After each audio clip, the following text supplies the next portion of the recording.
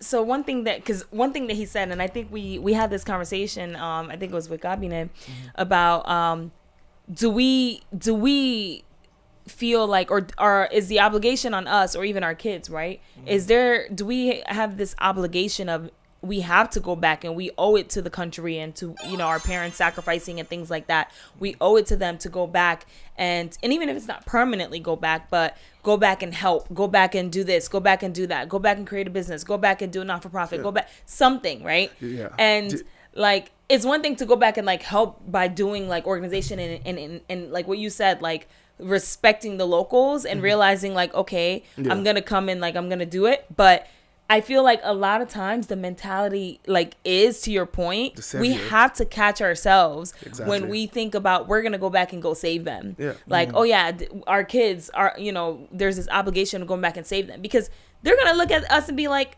your parents, we haven't been there for however many years. You haven't been there for however many years. Yeah. And now your kids or whatever, you feel like you can come back into this country and be like, yeah, here's what can solve all of you guys' corrupt issues. Like, or I know this better or than that. you guys. I know better than you because I'm Western. Exactly. And so like going again is, exactly the white savior, complex. You'll see a lot of, our white counterparts going to countries in Africa, to feed kids and stuff, but you won't see them in the Bronx. You want to see them in Detroit. It's just, okay, are you doing this for the common good, or are you doing for clicks? Are you doing them? So this is my thing. So you need really to check yourself. We need, I'm not excluding myself. We really need to, check ourselves before we go back home. To do better. To interject, right? So, like, a lot of time we highlight some of these issues, right?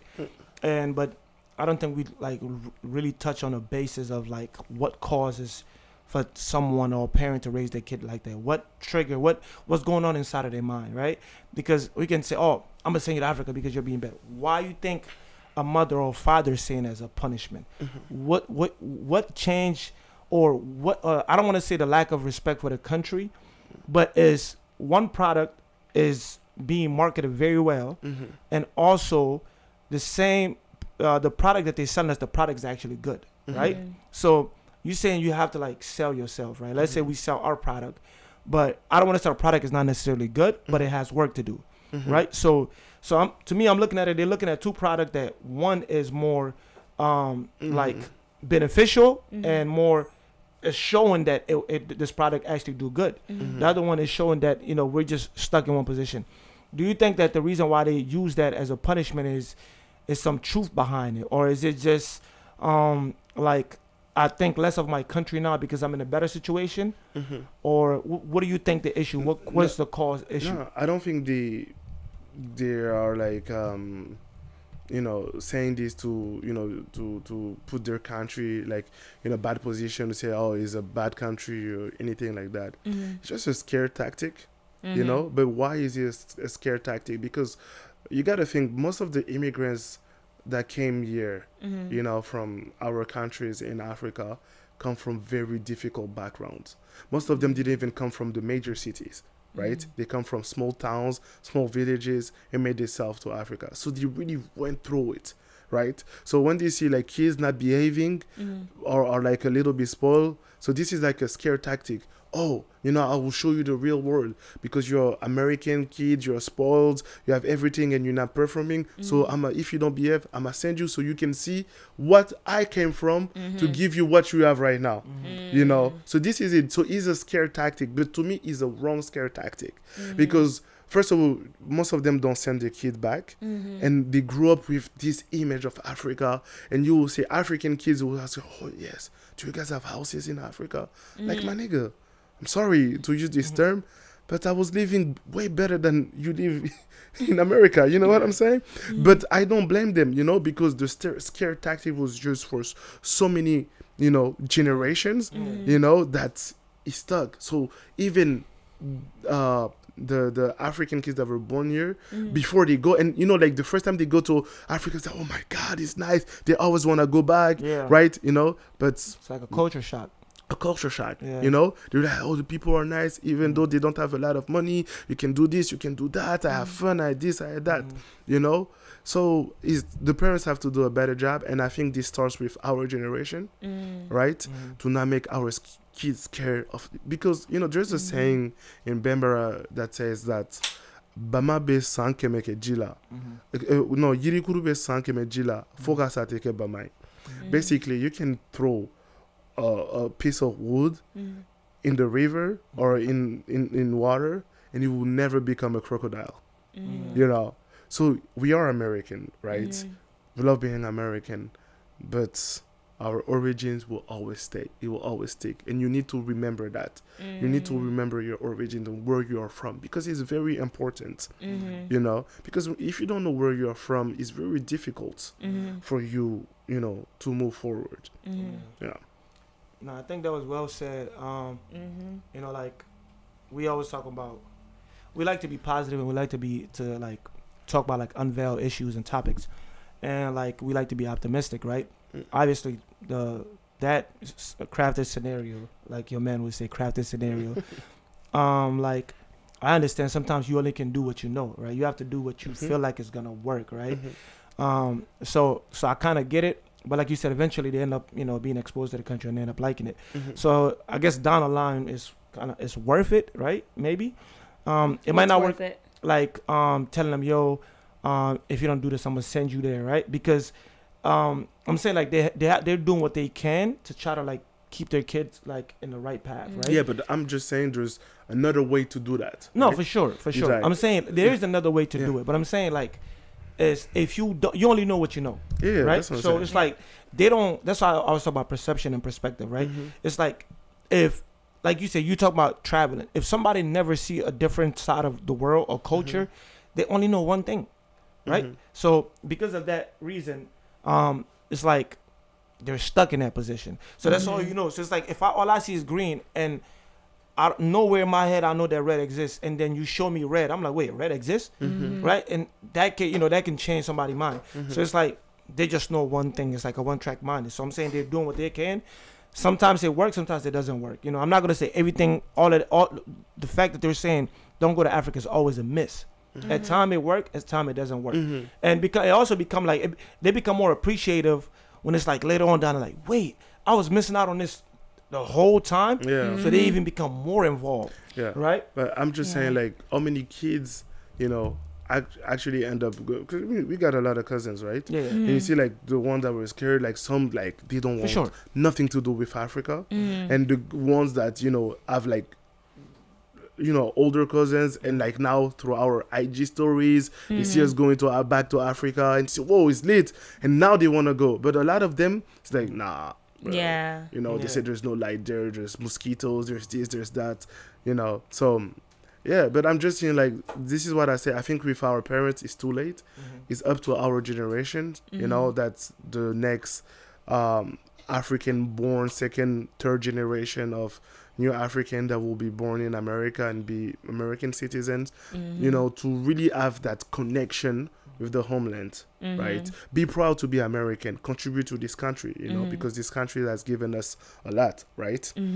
Even though only for education, you know, this country has given a lot. So, you know, it's always do your best to give back to America, you know, but do not forget your homeland. You know, do not go there as a savior and a Mr. Know-how, you know, visit, get acquainted to the culture, get acquainted to the people. And if you feel like you can do something, you know, bring the bricks to the edifice, right? Do that, right?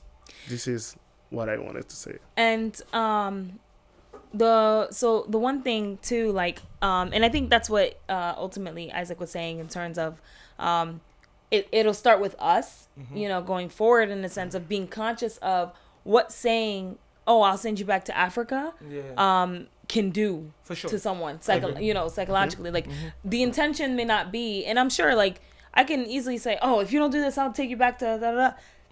my intention may not be like, oh, I don't want them to psychologically now associate this thing with punishment, right? And I think now with the advancement of like therapy and like understanding like psychologically how people can be impacted by certain things, we now are able to understand like, ooh, associating this with this as a child whose mind is developing can lead to them thinking about it this way. So now, you know, with that knowledge, we're able to really understand that. And I agree with not using like, you know, Africa as a tool of punishment, because then it's almost associated consistently with the negative. Definitely.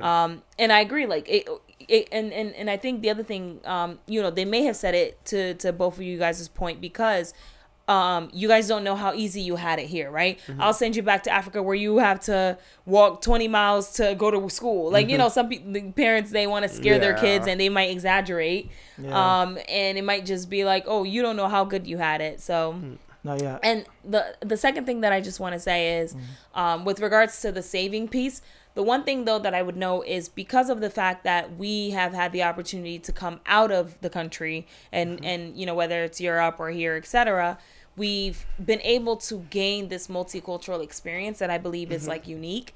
And I do believe that when we do go back to, you know, whatever our country of origin is, it is important to, because even though it is important for sure to respect the locals and whatnot, however, I do think that like we can add in inputs, because it's hard for it's hard for people to see certain things if that's all that they've seen. Yeah, no, definitely. But because we're also bringing in Western and different perspective, we've seen like an experience when it comes to culture. Here are some things that work, here are some things that we can throw away, and here's how we can bridge the two to really, really like, you know, optimize. No, definitely. And this is what I was saying, like, you know, every countryman can bring his contribution, you know, and everybody is welcome to bring his contribution.